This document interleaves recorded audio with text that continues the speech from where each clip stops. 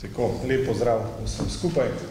Naj se predstavim, sem Matevž Vidmar, podpredsednik Društva katoliških pedagogov in pa koordinator tedna vzgoje.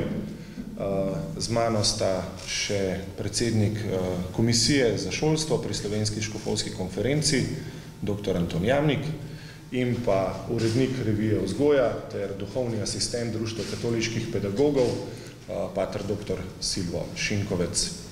Tako v uvodu bom jaz najprej predstavil nekaj osnovnih misli tedna vzgoje, potem bom pa še sogovornikoma dal besedo. Teden vzgoje pripravljamo v Društvu katoliških pedagogov Slovenije že 6. leto. Zadnje leta v sodelovanju s Komisijo za šolstvo pri Slovenski škofovski konferenci in pa s Slovenskim katehetskim uradom.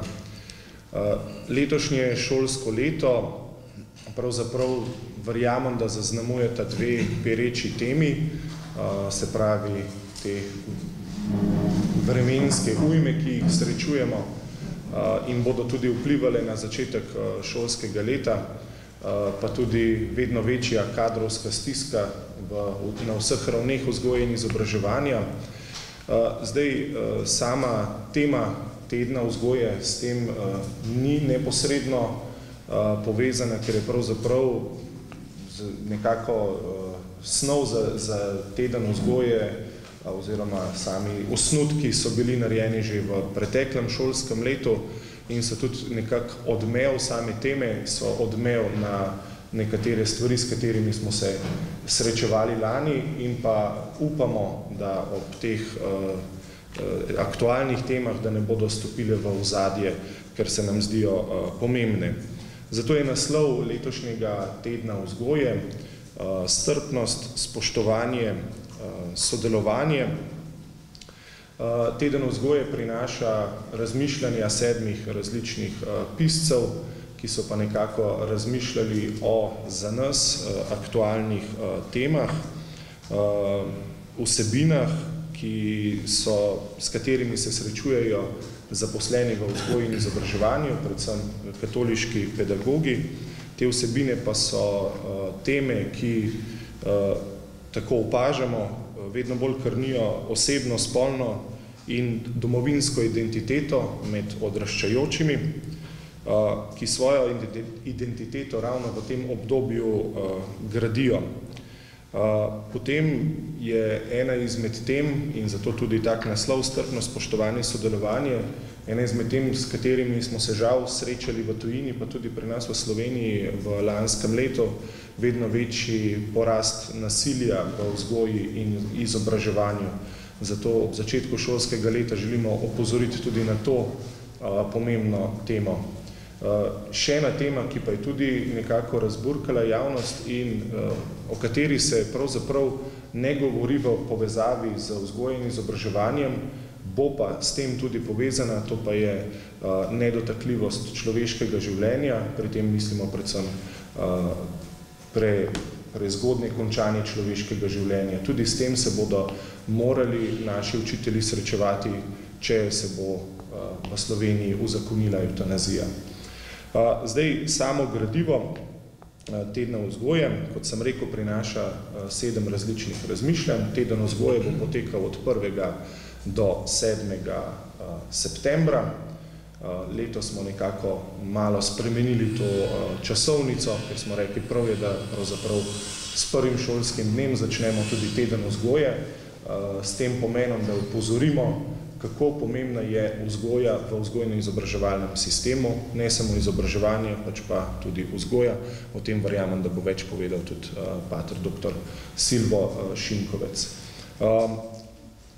Samo gradivo prinaša tudi blagoslov šolskih torb, ker želimo nekako spodbuditi po slovenskih župnijah, da nekako duhovno začnemo to šolsko leto in pa prinaša tudi prošnje, ki verjamemo, da bodo uporabljene pri bogoslužjih po večjih slovenskih župnijah in so dejansko namenjene celoti vzgoje in izobraževanja.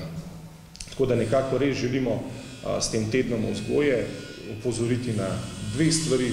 Prvo je, da so nekatere teme, ki so za nas aktualne, drugo pa tudi pomembnost, kar vidimo pri Društvu katoliških pedagogov Slovenije, na pomembnost duhovne ravni v človekovem življenju in na to tudi želimo s tednom vzgoje opozoriti. Toliko z moje strani, zdaj bi pa povabil škofa dr. Antona Jamnika, da malo pove o svojem prispevku, je namreč tudi eden izmed avtorjev letošnjega tedna vzgoje. Prisrčen pozdrav vsem skupaj, pa se je začelo šolsko leto, ne, skoraj. Lepo se zahvaljujem Društvu katoliških pedagogov, podpredsedniku Matevžu Vidmarju, pa gospe Mari Žabi, ki je danes ni z nami, ne more biti z nami, potem pa srcu pravzaprav tega Društva katoliških pedagogov od samega začetka, dr. Silvu Šinkovcu, za to, da pripravljate teden vzgoje, res iskrena hvala. Že samo ime, da je to teden vzgoje, pomeni, da ne gre samo v šoli za učenje, faktografijo, vedenje, znanje, kar je seveda tudi pomembno, ampak da gre za to, da nekdo tudi osebnostno raste kot človek, ker končno lahko doseže vse mogoče naslove, izobrazbo, tehnično, znanstveno podkovan, osebnostno pa je lahko popolnoma šibak ali pa brez smisla in cilja. Teden vzgoje mislim, da pomeni to in tudi pri Slovenski škofovski konferenci, pri Komisiji za šolstvo resno razmišljamo, podpiramo in skušamo narediti vse, da bi se ta vidik v naših šolah, celotni vertikali, od vrtcev do univerz upošteval. Ob tednu vzgoje oziroma začetku šolskega leta je potrebno, se mi zdi, upoštevati dve dejstvi. To, kar je napisano, boste lahko tudi sami prebrali, tako da tega ne bi ponavljal, ampak posebej bi pa poudaril dve stvari. Namreč, da nikakor ne smemo pozabiti, da je za nami koronsko obdobje. Obdobje korone, ki je človeka osamilo, ločilo. Zdaj, ko so bile poplave, so mnogi, hvala Bogu, tudi odprli drug vidik, če nas je tisto oddaljilo, nas je to zopet zbližalo, neka stiska, neka situacija, ampak človek hitro pozablja. In koronsko obdobje ne smemo pozabiti zaradi tega, ker je pustilo hude stiske osamo človeka. Nekdo se je zaprl v svoj svet, imaginarni svet interneta, vseh mogočih aplikacij. In če govorimo zdaj še na tem področju, da je bilo že prej problem, da je pa še bolj vprašanje odvisnosti od vseh mogočih internetnih in drugih stvari, ki so lahko dober pripomoček, če pa to postane cilj namesto sredstva, potem je pa lahko zastrašujoče. In še ena stvar je tukaj, čemer govori tudi Evropska unija. Zadnji dokumenti, določene sklepi, tudi zakonodaja bo verjetno sprejeta glede umetne inteligence, kam lahko vse skupaj to gre. Kam lahko gre umetna inteligenca, ki je zopet lahko sredstvo in pomoč, ima pa lahko grozovite posledice. Tako pri osebni rasti, ustvarjalnosti mišljenja, potem v odnosih, pa to, da bi bilo, kar pri šolstvu večkrat sam želim poudarjati, da šola naj bi res bila za učence, učitelje, vzgojitelje, otroke, starše, eno veselo pričakovanje samega sebe. Veselo pričakovanje samega sebe, ne pa nek imaginarni svet kopice podatkov. Torej, v tej osami se mi zdi, da je naslov tedna vzgoje še toliko bolj pomemben, spoštovanje, odnosi, sodelovanje, empatija.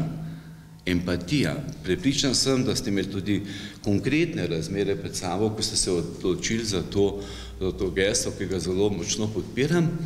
Namreč pred parimi meseci je imel tudi, ko govorim o tem internetnem svetu, internetni demenciji, digitalni demenciji, zaprtosti, tesnobah, hudih stiskah mladih, pa tudi drugih, je papež Frančišek zapisal, ko je imel eno predavanje, mislim, da za znanstvenike Max Planckovega inštituta, da ja, vse mogoča sredstva, ki jih nam ponuja računalništvo, ki jih nam ponuja tudi umetna inteligenca, so lahko velika pomoč, ampak, je rekel, doslej še nobena umetna inteligenca ni pokazala, pa uresničila, udejanila, kako nekoga ljubiti, spoštovati, graditi odnos. Umetna inteligenca je bil naslov, se spomnim, nas ne uči ljubiti, kar je pa ključno, da človek ljubi in je ljubljen. In prav je, da se tega zavedamo, zato se mi zdi pri začetku šolskega leta in tednu vzgoje poudariti vidik, da se znamo poslušati, da se slišimo med seboj, razumevamo med seboj, da je šola prostor vključevanja, da je prostor pluralnosti in da zelo močno spoštuje pravico staršev do ustrezne vzgoje, ki je v skladu z njihovimi vrednotami. Če šola postane in forsira samo neko ideologijo, česarkoli že, pomeni to nasilje nad otrokom in starši in družinami. Ne more biti neka ideologija, pa je LGBT ali pa karkoli drugega. To pomeni, da človeku jemlješ pravico do odločitve in spoštovanja njegovih vrednot. Mi imamo v sodobni šoli ljudi, ki so tudi različnih ver, so katoličani, so pravoslavni, protestanti, so muslimani, najbrž nekaj judov, drugih verstev, drugih filozofij. Pluralen prostor pomeni, da gradimo na nekem osnovnem etičnem humusu vrednot, univerzalnih vrednot, ki jih spoštujemo pri drugih in pri sebi.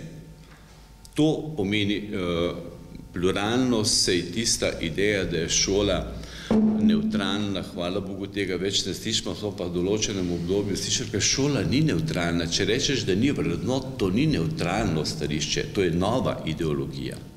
To je nova ideologija, to treba znova poudarjati.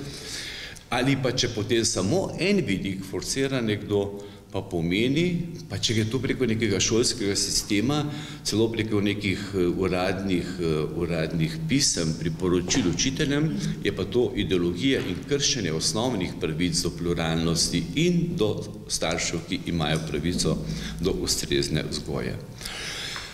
Ob tem pa sem letos v tem uvodniku napisal, če povzamem glavno misel, ki se mi zdi pa pomembna, gledajte, ob učiteljih, starših, dijakih, učencih, otroci so tukaj. Vsak jasno ima svoje pravice in hvala Bogu je, da živimo v obdobju človekovih pravic, ko se spoštuje človekovo dostojanstvo, versko svobodo, pravico do izražanja in tako naprej, do življenja, okolja, vseh ostalih stvari. Je pa zelo pomembno, da poudarjamo tudi o pravicah tudi človekovo odgovornost vseh. Kaj en otrok, dijak lahko naredi za šolo, kaj učitelj lahko naredi za šolo, kaj vzgojitelj lahko naredi za šolo, kaj starši lahko naredijo za šolo. Torej ne samo pravice, ne samo kaj oni lahko nekdo zame naredi, kaj bom jaz, se pravi, prejel imam same pravice vse povsod, ampak tudi moja odgovornost za mojo, če rečemo, šolo, razred, ne vem, okolje, kjer živim. In pred leti mi je profesor dr. Šturm, pokojni velik mož, dal osnutek tega, kako naj bi Organizacija Združenih narodov, poleg seveda deklaracije o človekovih pravicah, ki je že sprejela tudi deklaracijo o človekovih dolžnostih. Tukaj je objavljeno. Torej, ne samo, žal ni bila še sprejeta, ampak tukaj pa našteva cela vrsta tudi odgovornosti, dolžnosti. Če imam določene pravice, če imam pravico do življenja, potem imam tudi dolžnost, da življenje spoštujem od spočetja do naravne smrti. Če imam pravico do svobode, ja, imam tudi dolžnost, da spoštujem svobodo drugega. če imam, potem se še marsikakšen še druge našteje, če imam pravico do svobode misli, prepričanja in veroizpovedi, smo dolžni spoštovati misli, prepričanja in verska načela drugih. Če imam pravico do izobraževanja, potem imam tudi dolžnost, da se učim kar najbolj poglobljeno, ustvarjalno in kjer je mogoče svoje znanje in izkušnje delim z drugimi. Potem, če imam pravico izkoriščati naravna bogatstva, potem smo dolžni spoštovati zemljo in obnavljati ter skrbeti za njene naravne vire. In še druge dolžnosti. Kaj hočem povedati? V tem času, v katerem smo, je zelo ključno, da poudarjamo človekovo dolžnosti oziroma človekovo odgovornost. Odgovoren, kot pravi mali princ, za svojo vrtnico, si za svojo vrtnico. Odgovoren si za to šolo, razred, okolje, ker si. In bo drugačno, če nekaj jaz tudi storim, da bo drugače. Zahvaljujem se vsem vzgojiteljem, učiteljem, staršem, vsem, administrativnemu osebju, ki deluje na področju izobraževanja šol, od vrtcev pravim do univerz. Velika dela je tukaj. Želim, da bi to opravljali s srcem, kot poslanstvo, kot tisto, kar lahko spodbujam, da bo nekdo, kot pravi Seneca, da ga spodbujamo, da teče, da bo tudi napor pri študiju, pri učenju, ne bo vedno enostavno, pri vzgoji ne bo vedno enostavno. Ampak če na tej poti vztrajamo in nekoga spodbujamo, potem pravi Seneca, z leti bo ta, ki smo ga učili, spodbujali, da teče, nas spodbujal. Učitelje, starše, da ne zadremljamo, ne zaspimo, ampak da naredimo v svojem poklicu nekaj dobrega, nekaj ustvarjalnega in lepega. Vse želim res blagoslovljeno šolsko leto, pa obilo Svetega Duha pri vsem našem delu.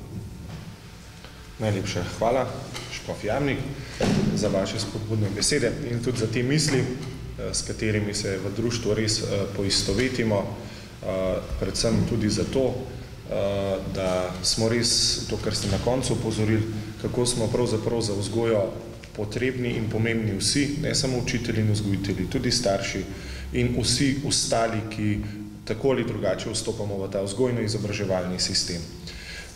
Pater dr. Silvo Šinkovec, vas pa prosim, da malo predstavite samo idejo generalno tedna vzgoje.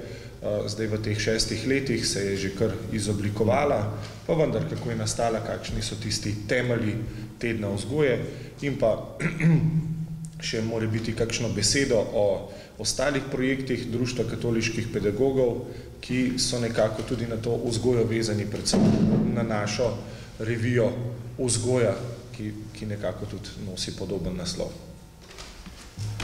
Hvala za povabilo in sem vesel, da smo spet tukaj, novo šolsko leto, kot je bila prva beseda, šolsko leto spet tu.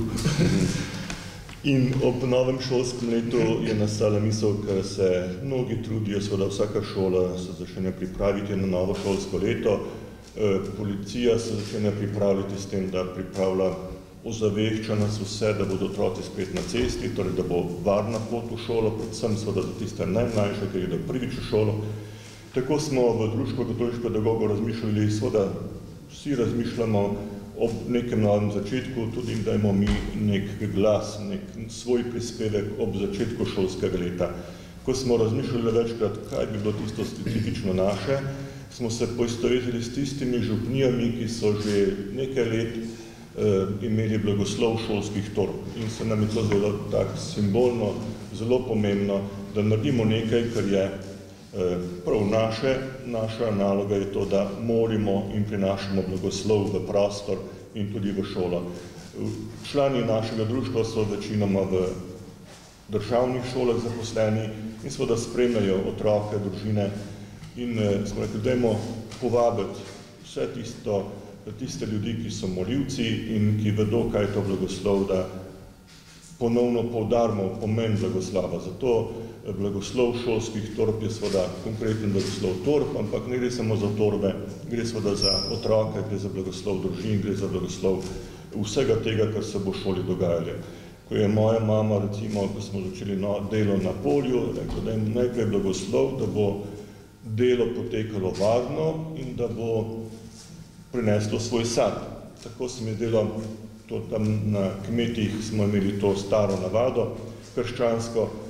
V sodobnem svetu seveda njiva pomeni za učitelja šolski razred. To je tisto, kjer je moja njiva, delovno mesto. Tako kot je delovno mesto za kmeta njiva, tako je za nas delovno mesto šola in tam, kjer se šolski vzgoja in izobraževanje dogaja. Tako da povabilo vsem znotraj cerkve, da blagoslovimo to delo in blagoslavljamo redno, ne samo prvi šolski dan, po eni strani, po drugi strani pa teden vzgoje vabi k molitvi. Zato imamo to gradivo pripravljeno za svetomašo, da pri maši priporočimo posebej vse to, kar je nov začetek vseh šol, vseh vrtcev, šol na vseh nivojih. To je ta prva osnovna misel. Seveda pa ob tem, ko začenjamo šolsko leto, je vedno razmislek, kaj delamo, ko smo v šoli. Tako imamo ta izraz vzgoja in izobraževanja vedno pred očmi in seveda kot društvo katoliških pedagogov vedno poudarjamo ta vidik vzgoje, ker se nam je zdaj vedno malo zanemarjen v leta in leta, v nekih obdobjih še posebej, kakor da bi to besedo želeli prečrtati v našem vzgojnem izobraževalnem sistemu. Zato je nastala tudi revija Vzgoja, ki bo letos dopolnila že 100. številko, decembra bo 100. številka šla in o tem tudi razmišljamo, kako ta jubilej na nek način zabeležiti, ker skušamo pisati ves čas o vzgoji. Kaj pa je bistvo vzgoje? Bistvo vzgoje je spremljati razvoj mladega človeka, ne samo na tem intelektualnem področju, kaj vse bo več znal, ampak kako bo postal celovito razvita osebnost in spremljanje tega razvoja v njegovi celovitosti, to je naša skrb. In zato radi poudarjamo spet in spet vzgojo. Tako tudi teden vzgoje bi rad poudaril, kako naj vsak učitelj, vsak vzgojitelj se tudi za to spremljanje celostnega razvoja osebnosti. Letošnji naslov našega tedna vzgoje, strpnost, spoštovanje in sodelovanje, je pa tudi pomenljiv. Naslov je nastal že v 25 let nazaj, ko smo pisali etični kodeks za člane Društva katoliških pedagogov in smo takrat seveda med tem tekstom je prišla tudi, katere vrednote bomo zapisali. Takrat smo veliko govorili o strpnosti. Nam, ki smo pisali ta kodeks, se nam je zdelo, ja, strpnost je tista prva stopnja, da potrpim in pustim pri miru ljudi, ki so drugačnega prepričanja, vrednot, razmišljanja, vire in tako naprej, drugačnega položaja. Strpen sem do vsakega, do priseljenega človeka in tako naprej. Ampak rekli smo, to je tista prva stopnička. Radi pa bi kot učitelji razmišljali za naslednjo stopničko, da bi prišli do drže spoštovanja vsakega človeka. In to je tudi deklaracija o človekovih pravicah je pravzaprav naslovljena na tem, da vsak človek ima svoje dostojanstvo, svojo vrednost in vreden spoštovanja. Zato ne spoštujemo pravic, ampak spoštujemo človeka, ki ima pravice. In zato bi radi, da bi v tem našem razmišljanju o pedagoškem delu prišli od strpnosti vedno do te naslednje stopničke, do spoštovanja. Tam, ko pa nekoga spoštujem, pa zares zanima, kako drug človek živi, kako drug človek razmišlja, katere so njegove temeljne prepričanja, njegova verovanja, ker me zares zanima, ker takrat, ko me zares zanima, spoštujem človeka in se tudi učim od njega. In ko pridemo do te naslednje stopne, postanemo pluralna družba. Ne prepričevati en drugega, ampak spoštovati drug drugega in se učiti drug od drugega. Ko pa pridemo na to stopnjo, je pa naslednja stopnička logična, sodelovanje. Radi bi, da smo v družbi, kjer smo različni ljudje, prišli do tistega vzdušja, ker bomo med seboj sodelovali. Potem smo zdrava družba. Potem smo družba, kjer lahko stopimo skupaj v vseh različnih trenutkih in ta zadnja katastrofa, ki se je zgodila v Sloveniji, s to naravno katastrofo, tudi pokaže, da smo vedno imamo še ta globok humus za sodelovanje. In to ob vseh razprtijah, ki so znotraj naše družbe, po drugi strani vidimo tisti zdrav humus, ko ljudje pa vendarle čutimo, smo povezani drug z drugim in znamo sodelovati. In kot pedagoška strategija, da bi to nekako bilo v naši zavesti, zato te 3 besede so pravzaprav cela filozofija, ki smo razvili tam 25 let nazaj in za kar se trudimo prinašati v naš šolski prostor. Tudi v tem, zakaj smo letos izbrali te 3 besede, so tudi zato, ker smo tam spomladi se veliko pogovarjali kar je Matevž poudaril, zaradi nasilja, tako tam v Srbiji, ki nas je pretreslo, kako seveda tukaj v Sloveniji razne oblike nasilja. Z nasiljem medvrstniškim se ukvarjamo vedno, odkar je šola, je tudi ta pojav, včasih seveda bolj eskalira, bolj ga vidimo in seveda takrat, ko se nekaj bolj pokaže, še bolj postane fokus našega razmišljanja. In zato bi radi še bolj poudarili prav to, biti strpen do drugačnih, biti spoštljiv do drugačnih, da pridemo do družbe, kjer bomo lahko skupaj sodelovali. Pojav nasilnosti ni nov, seveda je star, hkrati pa seveda zaskrbljujoč, da v sodobni družbi je toliko nasilnih pojavov in da nas to mora skrbeti. In zato moramo vedno razmišljati tudi o vzrokih, zakaj človek postane nasilen. Tukaj pa moje osebno mnenje je pa, mislim, da smo se o tem mnogokrat že v društvu pogovarjali in na mnogih drugih forumih, da seveda ta naša šola, kakor je odlična po tej intelektualni zahtevnosti, po drugi strani, kot zadnja bela knjiga poudarja, zelo primanjkuje naši šoli, primerljivo z otroci, učenci v drugih evropskih šolah na področju etike in duhovnosti. Teh 2 področji pa imamo mnogo podhranjeno.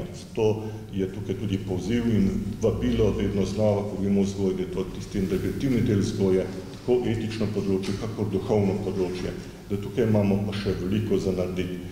In to je tudi misel, ki bi rad poudaril in da je nekaj, kar nas seveda povezuje v tem skupnem delu. Torej, 100. številka je pred vrati, zato vse to v vzgoji. Je pa letos tudi še, smo pred Slomškovim dnevom, ki bo konec septembra, takrat bomo spet na Ponikvi in že 20 let podeljujemo Slomškova priznanja, tako se je nabralo veliko teh priznanj in tudi en razmislek o vseh teh ljudeh, ki so priznanje dobili. Njihov delež pri vzgojnem izobraževanju je velik, zato bi radi tudi na to upozorili. Pripravlja se zbornik, kjer je tam tudi tak humus tistega žlahtnega prizadevanja mnogih na tem vzgojnem izobraževalnem področju, pa mogoče to tudi poudarimo. Skrbi pa nas, mene osebno in mnoge, zato tudi v reviji Vzgoje pišemo o teh nekaterem temi smo že omenili, nekatere pa lahko še enkrat počrtam. Vprašanje spreminjanja spola, ker je seveda vprašanje spolne identitete za nekatere je težko vprašanje in seveda moramo z veliko spoštljivosti do vsakega, ki se s tem ukvarja. Drugo pa je seveda ideologija, ki poriva mlade ljudi v spreminjanje spola. To pa mene osebno je pretreslo spomladi, ko sem malo več bral o teh stvareh in videl to, lahko bi rekli, kar epidemijo, ki včasih zgleda hujša kot COVID in bolj dolgoročno, ker mlade ljudi pohabi za vse življenje. Tukaj pa v teh temah bi rad razmišljal naprej, kjerkoli bo kdo pripravljen, kajti to se mi zdi neetično in zelo sporno. In mnoge tožbe so že na sodiščih zaradi teh pojavov, ker so pač bili do mladih zelo nasilni, tisti, ki so spremljeni, celo porivajo v to spreminjanje spola. Druga tema, ki je zelo pomembna in se mi zdi zelo aktualna, je pa program Svetovne zdravstvene organizacije za spolno vzgojo. Seveda ni to zdaj danes, da bomo o tem se pogovarjali na dolgo in široko, ampak kot tema, s katero se bomo mogli spoprijeti, kajti tam so določena stališča, ki so tudi nesprejemljiva, prav z vidika človekovih in otrokovih pravic. In na to bi rad samo opozoril, da je to eno tistih tem, ki nas skrbi. Ko govorimo o varni poti v šolo, seveda razmišljamo tudi, da v šoli se dogaja vse tisto, kar je za otroka varno. In te 2 temi, ki smo jih zdaj omenil, pa za mnoge starše pomeni velika skrb in velika nevarnost za otroke. In tudi v tem moramo razmišljati in na to opozarjati. In se bomo še v raznih formih o tem seveda pogovarjali čez leto. Tako jaz se zahvalim tudi vsem, ki ste se letos trudili, da so prispevki nastali, so mi zelo bogati, zelo pester nabor različnih avtorjev, to mi je všeč. V reviji Vzgoje to vedno se trudimo. V 20 letih je pisalo več kot 1000 različnih avtorjev v teh nekaj straneh, ker sem bil tak velik nabor različnih ljudi in da se trudimo, kako ustvarjati pluralni prostor, da skupaj razmišljamo o celostnem razvoju osebnosti. Hvala lepa. Hvala vam, pater dr. Silvo Šinkovec. Zdaj, hvala res obema, da sta tudi svojega vidika povedala nekaj misli o tednu vzgoje.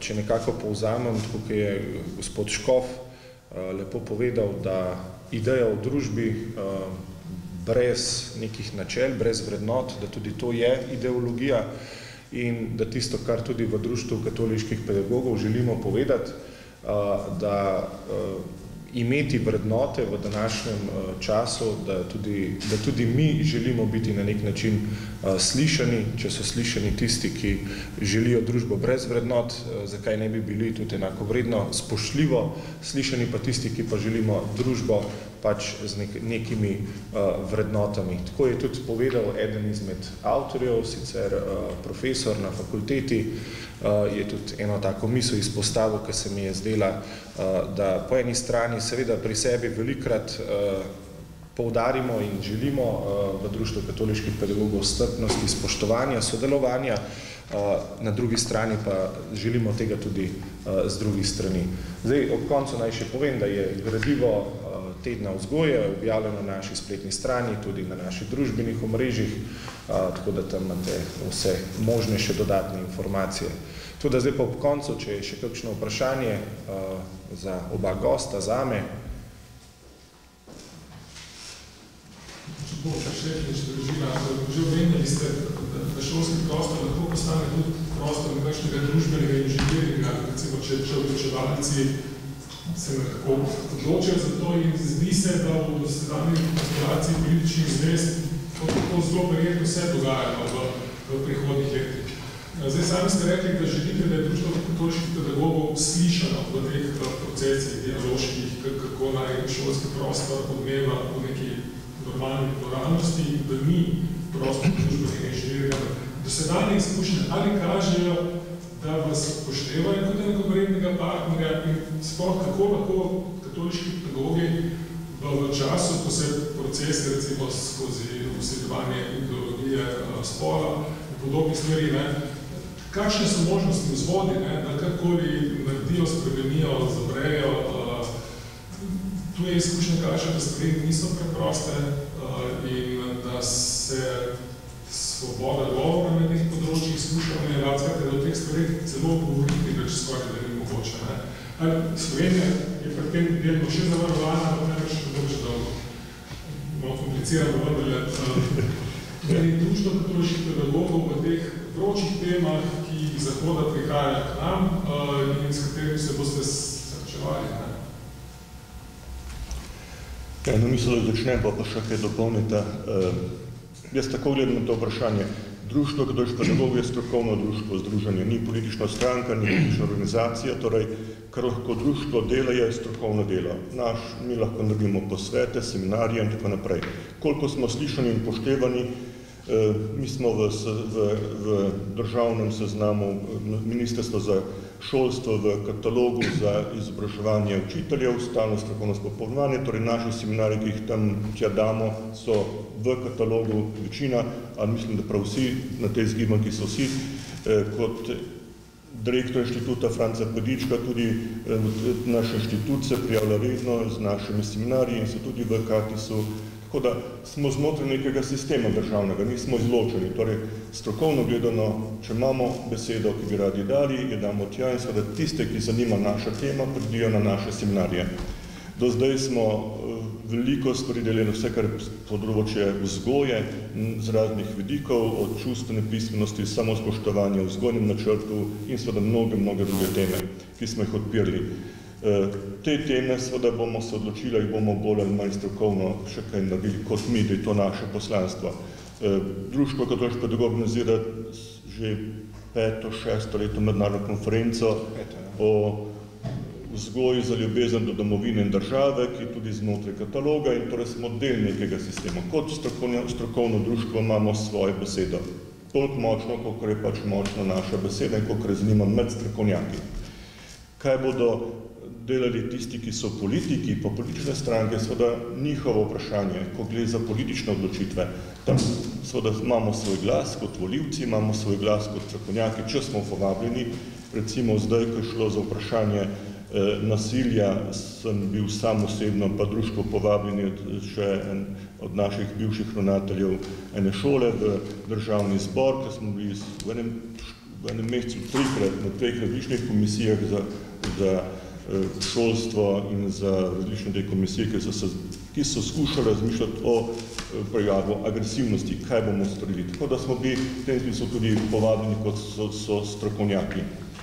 Kaj pa iz tega naredijo politike, seveda drugo vprašanje. In da tam na tem področju seveda imamo potem drug nivo in so zdaj politične silnice takšne, kot so, bodo vedno se neko obdobje, se zamenjajo, to je pa tisto, kar pomeni, da vsi gradimo družbo od spodaj navzgor. Politike na koncu se zberijo tam v parlamentu na podlagi volitev. Volitve pa so na podlagi naših razmišljanj, naših vrednot, zato smo ljudje ključnega pomena, da delamo ves čas za dobro in za trdne vrednote in za zdravo družbo. Na koncu se bo to poznalo tudi v političnem življenju. To sem trdno prepričan. Kot katoličan, kot duhovnik tudi, pa seveda sem prepričan, da ima moč molitve neizmerno, da je neizmerna moč in seveda, da tukaj imamo še veliko prostora, da mi sami naredimo več na tem področju, da to, kar je pri našemu svetost v ta prostor. Potem mislim, da se ga mnoge stvari lažje vrtele v dobro smer. Če dovolite, to, kar ste vprašali, o katoliških pedagogih je dr. Silvo Šinkovec jasno povedal, kaj je vizija. Sam povodnik komisijo za šolstvo pri Slovenski škofovski konferenci in vaše vprašanje se mi zdi zelo smiselno, to, kar ste postavili. Namreč skupaj različne pobude, to je glede civilne subjektov, civilne družbe, prispevamo svoje in smo glas ob določenih stvarih, posebej še, ko gre za temeljna etična vprašanja, spoštovanje življenja, svobode, temeljnih vrednot, tukaj ne moremo biti tiho.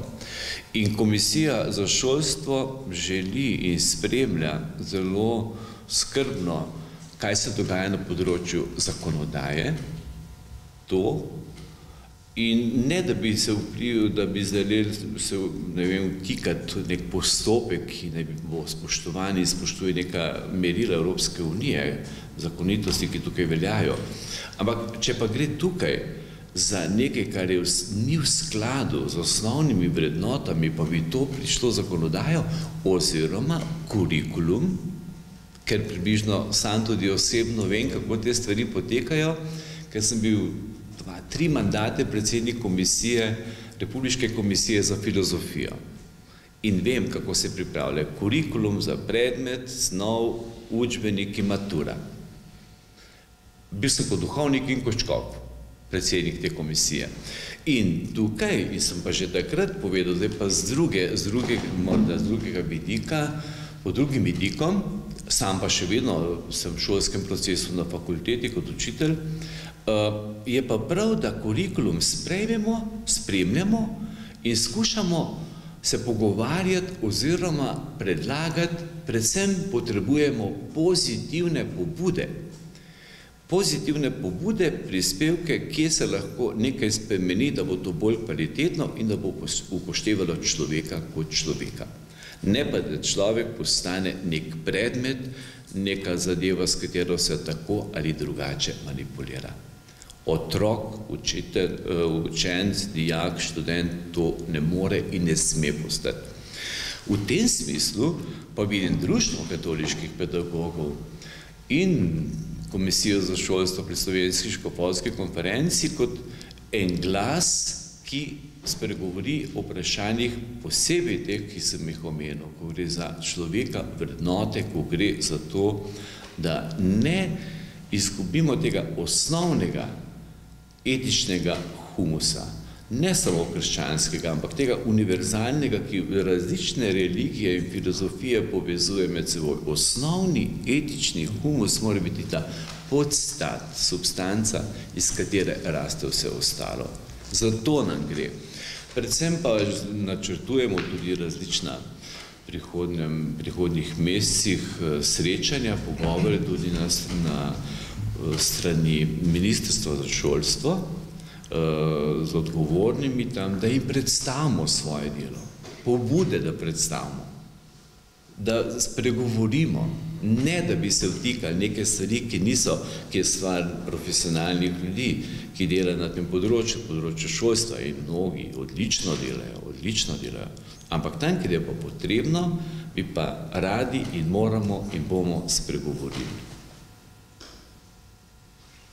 Hvala lepa. Če lahko še jaz malo bolj konkretno odgovorim na to vprašanje. Zdaj, tako kot je omenil pater dr. Silvo Šinkovec, večina naših članov Društva katoliških pedagogov je ali so bili zaposleni v javnem šolstvu. Se pravi, zelo malo število naših članov prihaja iz zasebnega, jaz sem ena izmed tistih črnih ovc.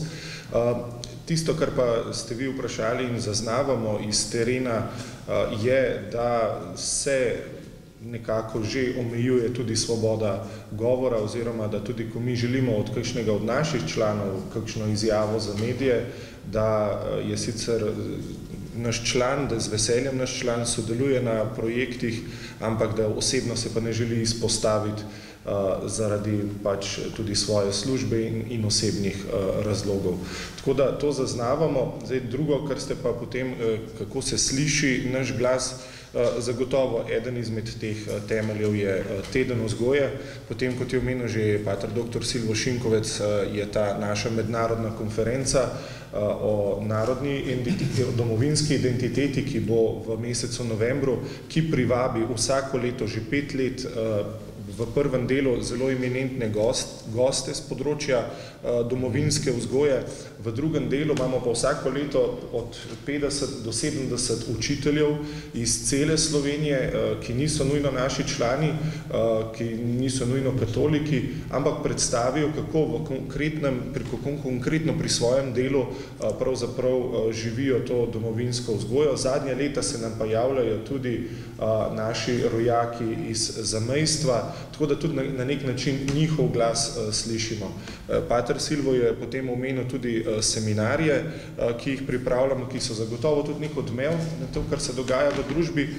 Potem pa je tukaj še delo območnih skupnosti.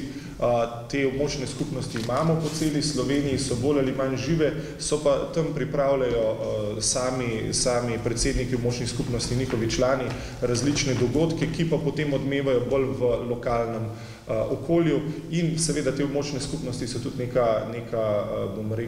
neka skupnost za katoliške učitelje v javnem šolstvu, kjer si lahko med sabo podelijo izkušnje, to, kar zaznavajo v lokalnem ali pa tudi na širšem nivoju. In tudi njih vključujemo potem v širše strukture našega društva. Tako da nekaj glasu je, zagotovo pa, tako bom rekel, predvsem tudi s to mednarodno konferenco in pa z drugimi stvarmi smo vedno znova veseli, ko nagovarjamo bodisi učitelje, ki so katoliki v javnih šolah, bodisi pa tudi njihove sodelavce, ki se potem kakšne izmed naših dogodkov udeležijo in ponavadi, kar dobivam jaz informacije, so vedno nad vsebino navdušeni, kar pa tudi je naša vizija, da vedno prinašamo neko konkretno vsebino z vsemi našimi projekti, ki jih ni malo.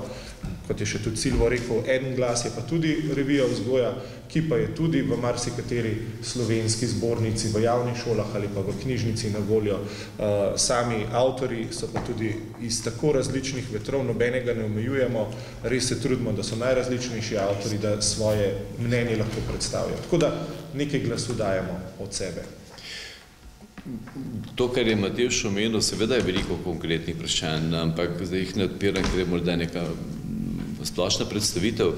Zame še vedno temeljna težava, to, kar je omenil pater dr. Silvo Šinkovec, namreč, da pomanjkanje tega duhovnega vidika oziroma, da v naših šolah ni predmeta religija religije in etika izbirnega predmeta, ne med 100, ampak da sta morda 2 predmeta. Mi verouka ne želimo v šole, verouk je po župnijah, priprava na sakramente, kateheza je tukaj, ampak izobraževalni predmet, ki bi vendarle podal neka temeljne resnice, vedenje o krščanstvu, drugih religijah in temeljnih etičnih vprašanjih, se mi zdi, da tako manjka v našem šolskem prostoru.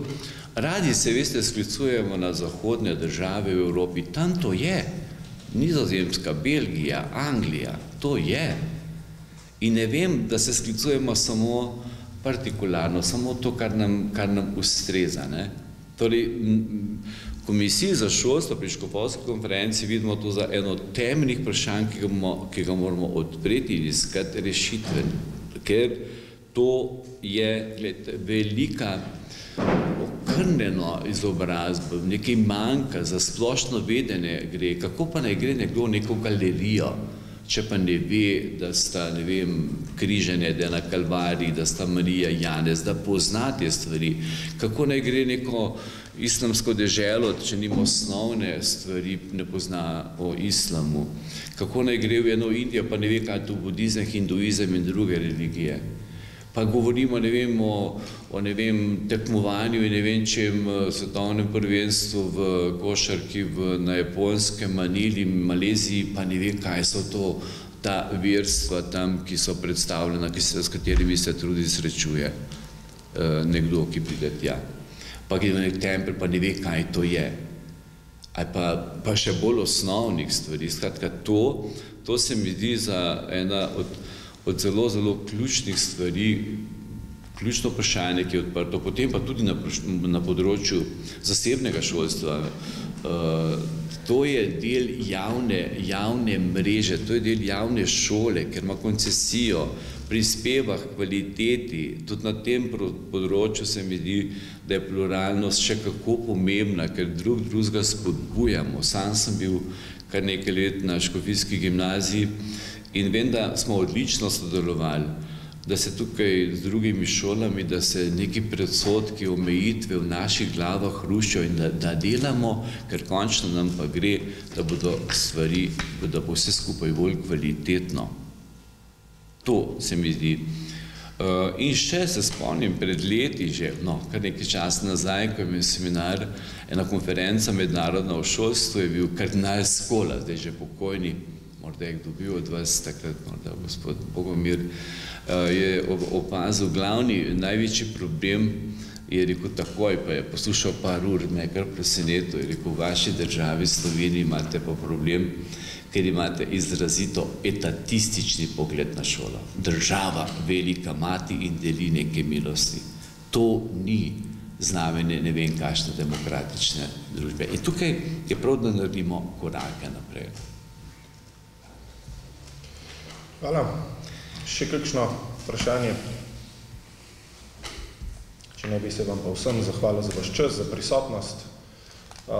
Če pa še kakšno vprašanje potem kasneje, je pa tudi moj kontakt na spletni strani društva, tako da se me lahko ali pokliče ali pa preko maila še kaj vpraša, naslovi kakšno vprašanje. Tako da res hvala za čas pa za prisotnost.